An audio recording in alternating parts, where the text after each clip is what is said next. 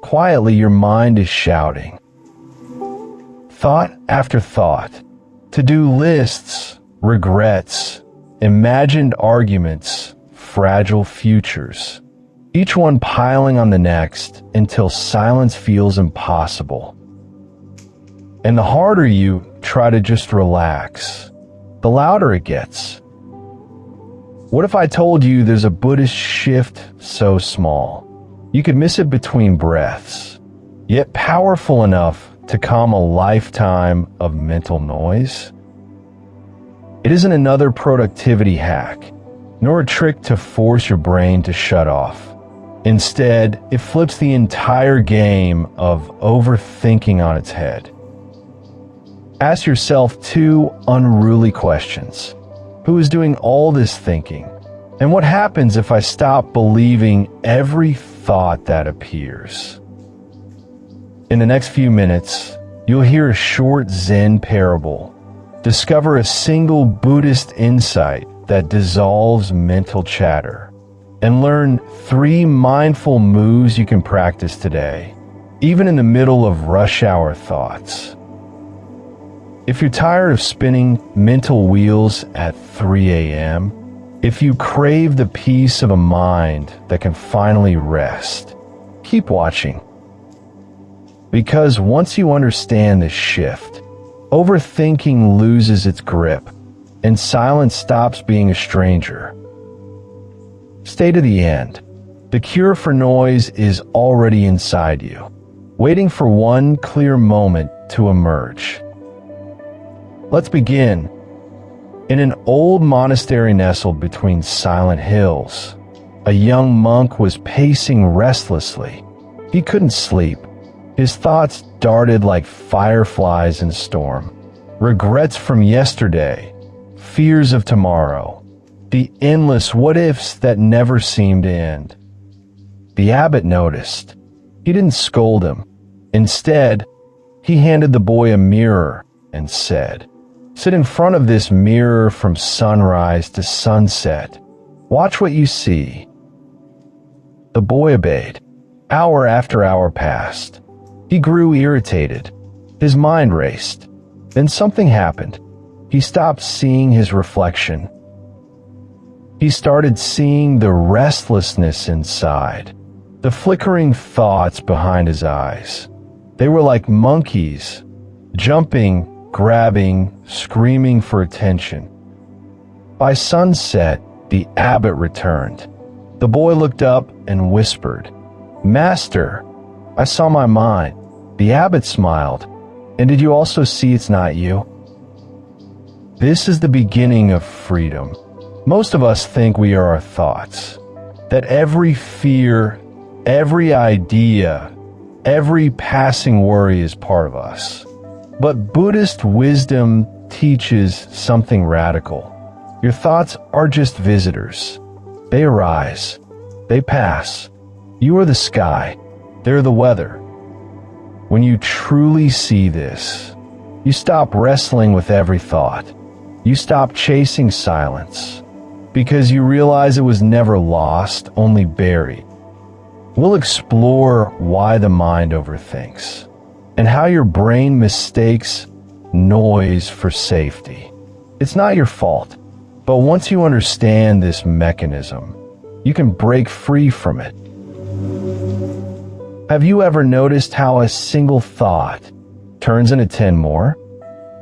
You begin with something small, a message left on read, a strange look from someone, or a passing worry about tomorrow's meeting. And before you know it, your mind has built an entire movie. What if they're upset with me? Did I say something wrong? Maybe I'm not good enough. Why does this always happen to me? One tiny spark, and suddenly, you're standing in a forest fire, lit entirely by your own imagination. Buddhist wisdom calls this papancha, the tendency of the mind to proliferate thoughts. It means mental elaboration. The simple becomes complex. The clear becomes chaotic. We don't just think, we overthink. We create stories, assign meaning, and then suffer because of the worlds we build in our own heads. But here's the thing most people never realize. The mind isn't the enemy. It's the attachment to the thoughts that creates pain. We believe every thought must be solved. We think, if I don't figure this out, something bad will happen. And so we keep digging until we're buried in the very hole we created. The Buddha taught something radical. Not every thought deserves your attention. Some are just noise, echoes of past habits, or shadows of fear disguised as truth. And here's a practice. Next time you catch yourself spiraling, pause and softly ask, is this thought helpful? Or is this just my mind running laps again? That gentle inquiry, without judgment, is the beginning of freedom. You don't have to battle your thoughts. You don't have to fix or explain everything. You only need to recognize, this is a thought, not reality, and I can let it go. Imagine standing at a riverbank. Thoughts are leaves floating downstream. You don't jump in to chase them. You watch. You breathe. You stay dry. This is the way of mindfulness. This is how noise loses its power. Now, we'll explore a simple technique Buddhist monks use to bring the mind back to silence, especially during restless nights. It's not meditation in the way you think. And once you learn it, you'll never look at your racing thoughts the same way again. When the monastery goes dark, you might imagine perfect stillness. But even monks talk about nights, when the mind buzzes like a hive. Plans for tomorrow's chores, worries about aging parents, old memories knocking at the door. How do they calm the storm? They light an inner night lamp. A simple practice you can do right now. Lying in bed, eyes closed. No incense, no cushions, no chanting required. You've walked through a monastery of stories. The mirror that showed a restless mind. The science of thought loops. The night lamp in dark hours. And quiet stitches woven through daylight. Each teaching points to the same discovery. Silence isn't the absence of thought. It's the space that holds every thought without clinging. Remember the lamp burning behind your ribs. Its light is patient. Whether the mind throws shadows of worry or beams of hope, the flame stays steady. Whenever noise rises, return to that lamp. 3 breaths. Light, reveal, release. Thoughts will come. Let them. Emotions will swell. Feel them. But hold none so tightly that your fingers burn. Over time, you'll notice small mercies. An email that once ruined your morning now feels like weather, passing. A late night worry fades after the 3rd breath instead of the 30th. Conversations deepen because you listen with the chest, not the critic. These are signs of a mind learning to trust quiet. And when you forget, because you will, the practice is simple. Begin again with kindness. No self-scolding, no lost progress stories. Just one breath, one dot of stillness, and the path reappears under your feet.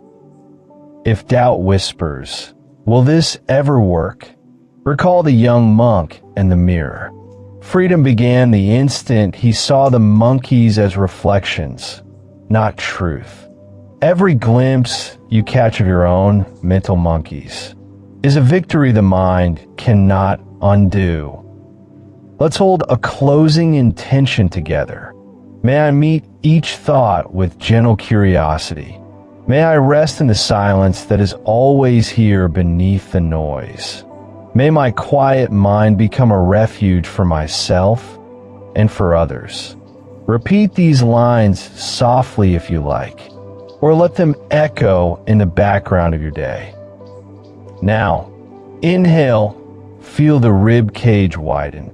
Exhale, feel the shoulders release. That is silence arriving. Not dramatic, not absolute, simply enough space for life to breathe. Carry this space into the next hour, the next conflict, the next sleepless night. And if you found value here, share it with someone who lives in their own storm of thoughts. Quiet is contagious when offered with kindness. Thank you for walking this journey. Keep the lamp lit. Thread the pauses through your day, and trust that every breath you notice is another step away from noise and closer to the life waiting behind it. Be well, and let the quiet guide you home.